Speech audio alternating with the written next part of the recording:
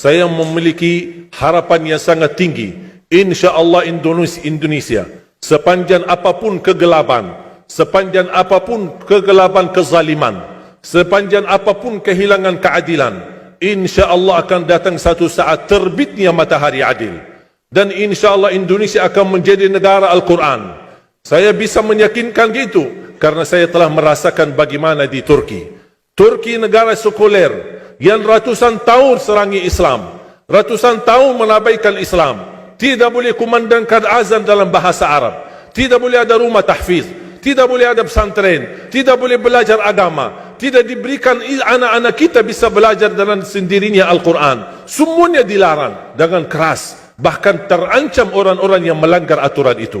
Allah subhanahu wa ta'ala melahirkan seorang presiden yang bisa membaca Al-Quran. Coba buka di YouTube bacaan Erdogan bagaimana. Itu dilahirkan dari negara sekuler. Saya bisa meyakinkan InsyaAllah 1 juta menghafal Al-Quran. Dan bapa ibu mudah-mudahan masih punya umur akan mendengar pengumuman besar. Imam besar salat Idul Fitri dan Idul Adha sekaligus khatib adalah Presiden Republik Indonesia menghafal Al-Quran. Itu yang saya yakini. Dan saya tidak pernah merasa lelah. Dan saya selalu berkata sama istri, kalau saya mati itu pun karena saya bersama Al-Quran. Wallahi jamaah sekalian, yang bersama Al-Quran tidak akan merugi. Berkah rizkinya, berkah umurnya, terjamin kebahagiaan. Allah subhanahu wa ta'ala hanya minta satu, berkenan bersama Al-Quran di dunia. Apa yang kita dapat? Apa yang akan dibalas? Akan Al-Quran temani kita di dunia, akan temani kita saat sakratul maut, akan temani kita di kuburan membela kita, akan menemani kita saat kita dibangkit oleh Allah, akan menemani kita saat hisab, akan menemani kita saat berjalan di atas sirat yang sangat tipis dan panjang, bahkan tajam jalanannya. Begitu sampai ke surga, apakah Al-Quran melepas? Tidak akan melepas. Al-Quran masih berkenan, padahal kita hanya cuma sekali berteman sama Al-Quran di dunia.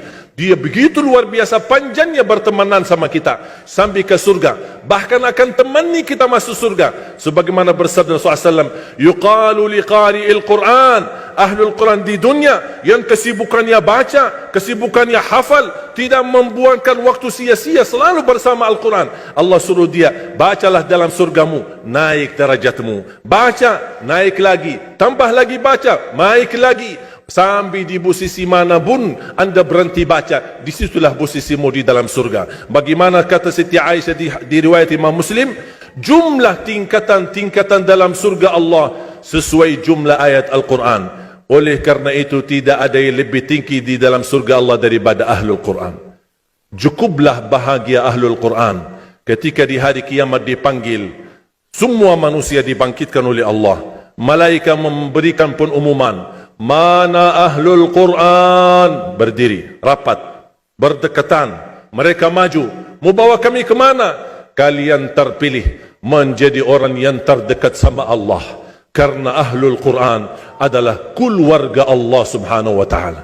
Bukan hanya kita sendiri yang mendapatkan anugerahnya dan manfaatnya. Semua keluarga kita, termasuk orang tua kita dan orang yang ada di sekitar kita. Makanya jemaah sekalian, kalau anda gagal penghafal Al-Quran, anakmu pun gagal penghafal Al-Quran, jangan sisahkan walaupun saham menjadi saksi baik di hadapan Allah. Ya Allah, saya belum hafal, anakku gagal penghafal Quran, tapi insya-Allah hartaku, usahaku, pikiranku, tenagaku bisa terus memperjuangkan Al-Quran. Apa saja ya Allah, insya-Allah menjadi saksi baik. Dan nanti di hari kiamat, insya-Allah kita bersama Ahlul Quran mendapatkan syafaatnya Al-Quran di hari kiamat. Kita sangat membutuhkan ayat-ayat yang dikumandangkan ketika meninggal dunia. InsyaAllah setiap satu huruf akan disalurkan 10 kebaikan. Mudah-mudahan semua yang hadir diberikan kemuliaan dan keanugerah dari Allah menjadi Ahlul Quran, penghafal Al-Quran, penghayati Al-Quran, para pencinta Al-Quran, berakhlak-akhlakul Quran. Ya Allah, aku mohon atas izinmu ya Allah, kami bersama-sama bertemu di masjid ini. Berilah kepada kami kemuliaan bersama-sama bersama Ahlul Quran, di dalam surgamu ya Allah, ya Dzal Jalal wal Ikram, ya Arhamar Rahimin, ya Arhamar Rahimin. Anugerahlah kepada kami anak dan keturunan penghafal Al-Quran, anak dan cucu penghafal Al-Quran yang mampu menjaga nama baik keluarga kami, yang mampu membanggakan kami di hadapan-Mu hari kiamat, yang mampu menghadiahkan mahkota untuk kedua orang tua kami. Birahmatika ya Arhamar Rahimin. Ya Allah, maafkan kalau kami tidak berhasil menjadi penghafal Al-Quran.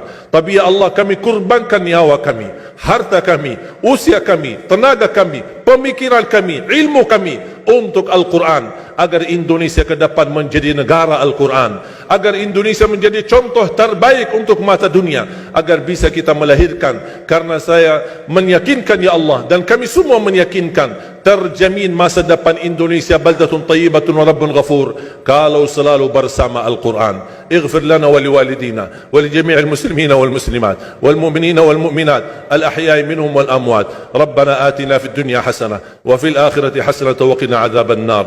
وصلى الله على سيدنا ونبينا محمد وعلى آله وصحبه وبارك وسلم والحمد لله رب العالمين. سبحانك اللهم وبحمدك.